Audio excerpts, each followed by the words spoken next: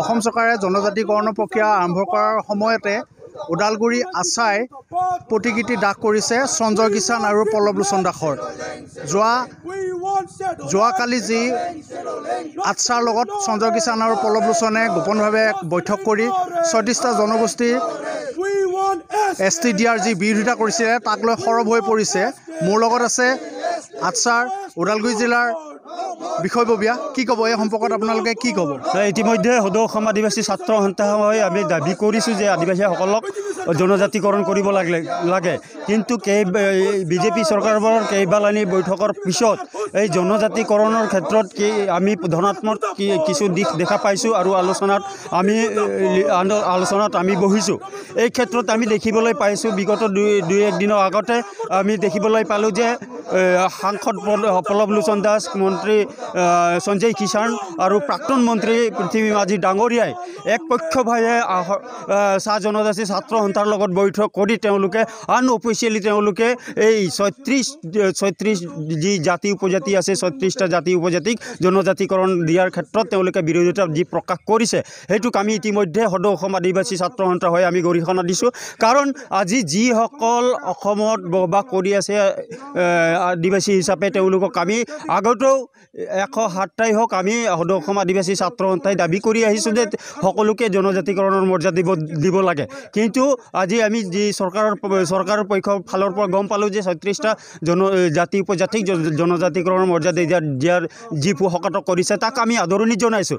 কিন্তু আমাৰ ভৱিষ্যতেও আমাৰ দাবী থাকিব যে বাকী জাতি উপজাতিকো জনজাতিকৰণৰ মৰ্যাদা দিব লাগে বুলি। কিন্তু ইয়াত হাস্যকৰ বিষয় হৈছে যে তেওঁলোকে এই ৩৬টা জাতি উপজাতিক জনজাতিকৰণ দিয়াৰ ক্ষেত্ৰত তেওঁলোকে বিৰোধিতা কৰাটো আমি কোনোমতে আমি মানি ল'ব নোৱাৰোঁ। আৰু আমি তেওঁলোকক আহ্বান কৰিছোঁ আজি যদি একপক্ষীয়ভাৱে আলোচনা নকৰি আজি তাতে সদৌ অসম আদিবাসী ছাত্ৰ সন্থাকো সন্নিৱিষ্ট কৰি তেওঁলোকে যদি আলোচনা কৰা হ'লে হয় তেতিয়াহ'লে আমি হয়তো আদৰণি জনালোঁ হয়। কিন্তু তেওঁলোকে একপক্ষীয়ভাৱে আলোচনা কৰি এই ৩৬টা জাতি উপজাতিক জনজাতিকৰণ ক্ষেত্ৰত তেওঁলোকে বিৰোধিতা প্ৰকাশ কৰিছে।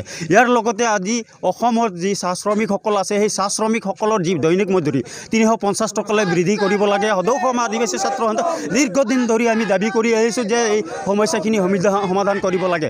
কিন্তু আজি বিজেপি চৰকাৰৰ যি মন্ত্ৰী আমাৰ বিত্ত আৰু শিক্ষামন্ত্ৰী ডাঙৰীয়া ডক্টৰ হিমন্ত বিশ্ব শৰ্মা ডাঙৰীয়াই আজি চাহ বাগিচাৰ শ্ৰমিকসকলক ৩,০০০ টকা দিয়াৰ যি প্ৰলোভন দেখুৱাইছে আৰু ৩,০০০ টকা দি একাউণ্টত চাহ শ্ৰমিকৰ একাউণ্টত ৩,০০০ টকা দিয়াৰ যি প্ৰলোভন দেখুৱাইছে এই খন্তেকীয়া সমস্যাবিলাক তেওঁলোকে প্ৰলোভন দি ফালে চাহ শ্ৰমিকক ভোট বেংক হিচাপে তেওঁলোকে ব্যৱহাৰ কৰিব বিচাৰিছে।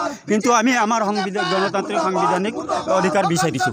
হয়, তেওঁলোকে আদিবাসী ছাত্ৰ সন্থাই সাংবিধানিক অধিকাৰ বিচাৰিছে। এয়া চাওক, পল্লৱলোচন দাস আৰু শ্ৰমমন্ত্ৰী সঞ্জয় কিষাণৰ পুতলিকা দাহ কৰি প্ৰতিবাদ সাব্যস্ত কৰিছে। তেওঁলোকৰ দাবী হৈছে যে দিলে সকলোকে দিব লাগে, ৩৬টা জনগোষ্ঠীক দিয়াৰ কথা কৈছে তেওঁলোকে। কিন্তু আছাই পল্লৱলোচন দাস আৰু সঞ্জয় কিষাণৰ লগত আলোচনাৰ ভিত্তিত কিহৰ ভিত্তিত তেওঁলোকে সকলোকে দিবৰ কাৰণে আহ্বান জনাইছে সেইটো এটা ষড়যন্ত্ৰ বুলি অভিহিত কৰিছে। সেয়ে মই আৰু আন এগৰাকী ব্যক্তি আছে, আন এগৰাকী আছাৰ সদস্য আছে, তেখেতৰ ওচৰত জানিব বিচাৰিছোঁ কি কাৰণত আপোনালোকে আজি এই প্ৰতিকৃতি দাহ কৰিছে। যিহেতু আজি আপোনালোকে গম পায় যোৱাকালি গুৱাহাটীত এটা অনুষ্ঠিত বৈঠক হৈছিল। তেওঁলোকৰ আছাৰ আৰু তেজপুৰৰ সাংসদ পল্লৱলোচন দাস, শ্ৰম মন্ত্ৰী সঞ্জয় কিষাণ তেওঁলোকে উপস্থিত আছিল।